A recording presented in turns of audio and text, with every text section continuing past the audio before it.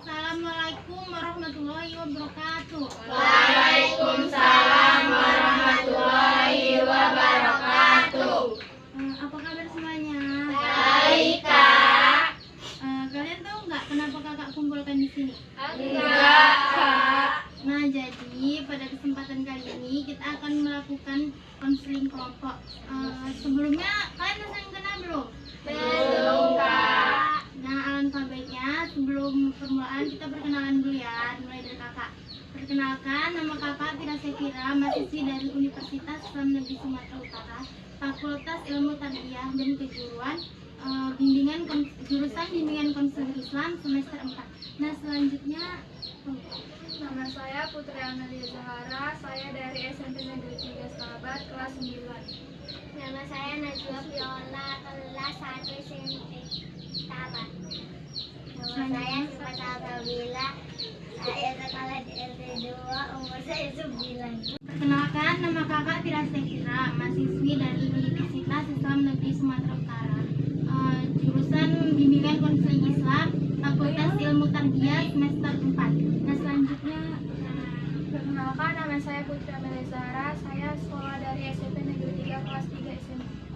Perkenalkan, nama saya Najwa Viola, kelas 1 SMP Sahabat.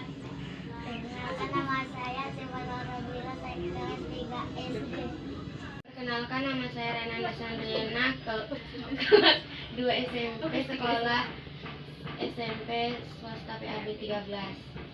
Perkenalkan, nama saya Putri Andini, kelas 1 SMP, sekolah di SMP Negeri 3 Sahabat. Perkenalkan, nama saya Ica Mudena Preti, asal sekolah saya SMK Maju Binjai. Perkenalkan, nama saya Klaudia Maharani, sekolah di SMK Negeri 1 Sahabat, kelas 1. Perkenalkan, nama saya Flora, sekolah di SMA Negeri. Nah, sekarang kakak mau bertanya, belajar di rumah itu menyenangkan atau tidak? Tidak, Kak. Kenapa nggak menyenangkan? Karena nggak punya HP. Karena kalau saya sudah habis. Nggak ada sinyal. Dan di belajar di rumah tidak menyenangkan sama seperti di sekolah. Nah, pasti kalian lebih sering bermain daripada belajar kan? Iya. Nah, udah.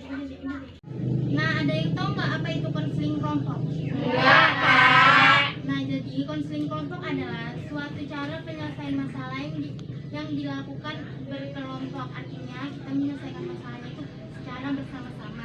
Nah, dalam konseling kelompok terdapat beberapa asas. Yang pertama, asas kesukarelaan, yaitu adik-adik secara sukarela menceritakan masalahnya tanpa ada yang ditutup-tutupi. Yang kedua, kerahasiaan.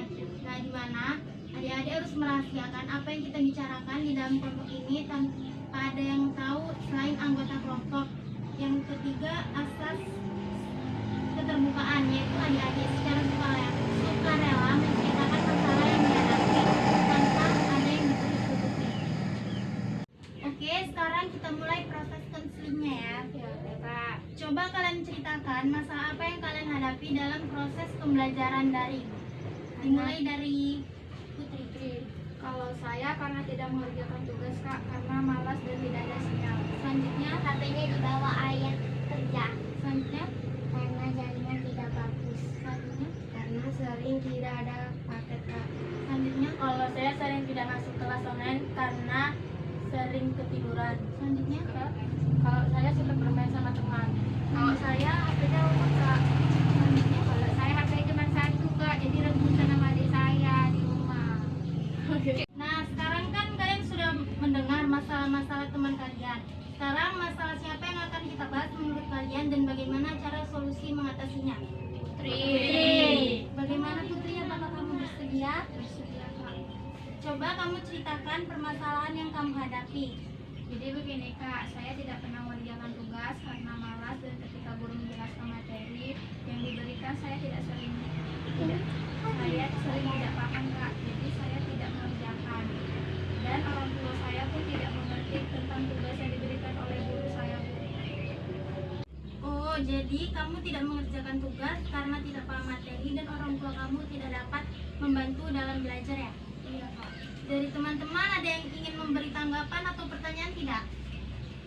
Ada. Saya Bu. Siapa? Tadi kan Putri bilang bahwasanya nggak pernah mengerjakan tugas. Apakah orang tuamu tahu atau tidak selama ini?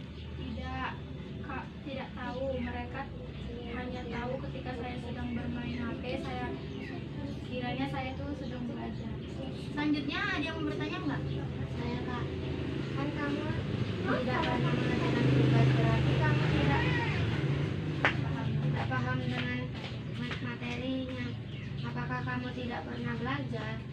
Belajar, tapi kadang-kadang saja, yaitu ketika menjelang ujian dan ulangan saja.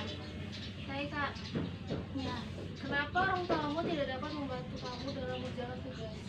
karena mereka sudah tua dan tidak paham tentang tugas yang diberikan guru. Saya, Kak, kenapa kamu tidak belajar dan mengerjakan tugas bersama teman kamu? Karena kebanyakan teman-teman di daerah rumah saya laki-laki, jadi saya malu untuk mengikuti belajar bersama mereka. Sekarang kakak rangkum ya tentang permasalahan kamu. Kamu tidak mengerjakan tugas karena tidak paham dengan materi yang diberikan oleh guru kamu. Dan jika ingin mengerjakan tugas, meminta kedua orang tua kamu untuk membantunya, orang tua kamu juga tidak dapat membantu karena mereka pun tidak paham dengan materi yang dipelajari oleh kamu kan. Nah, kira-kira apa sih dampak yang ditimbulkan oleh Putri ketika Putri tidak mengikuti kelas online? Dia akan menjadi bodoh, tidak Dimarahi nilai. Terus dimarahi guru. Tidak bisa mendapatkan nilai. Nah, itu ada beberapa contoh dari dampak tidak mengerjakan tugas. Kemudian adik-adik ada tidak yang ingin memberikan solusi untuk pemecahan masalah Putri? Ada Kak. Ayo, angkat tangan yang mau. Angkat tangan. Silakan.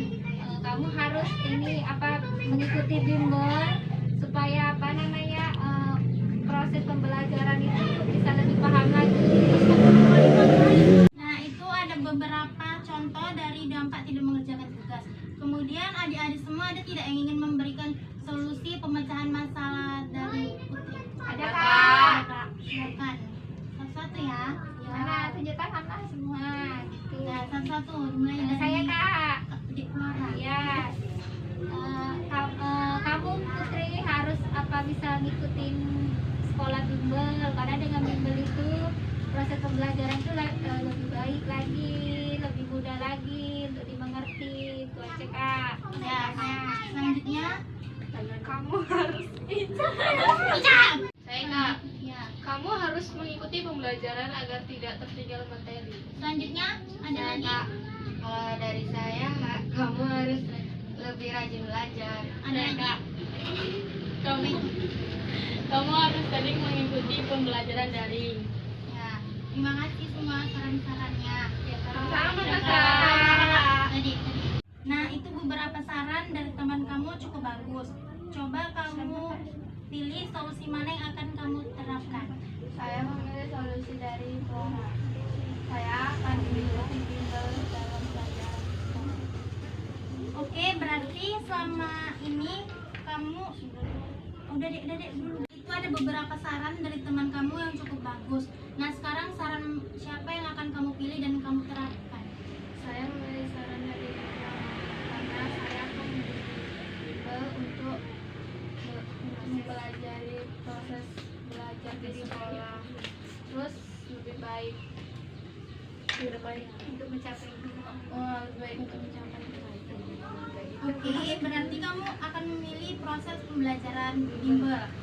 Nah, jadi kamu akan meminta orang tua kamu untuk memasukkanmu ke dalam bimbel supaya kamu bisa dibimbing dalam proses pembelajaran dan lebih rajin lagi dalam belajar. Terima kasih saran-sarannya semua. Oke, sama Kak. adik-adik dulu deh. Oke, baiklah adik-adik, mungkin cukup sampai di sini proses konseling kelompok hari ini. Dan Putri pun sudah mendapatkan solusi untuk pemecahan dari masalahnya. Kakak ucapkan terima kasih. Wassalamualaikum warahmatullahi wabarakatuh. Waalaikumsalam.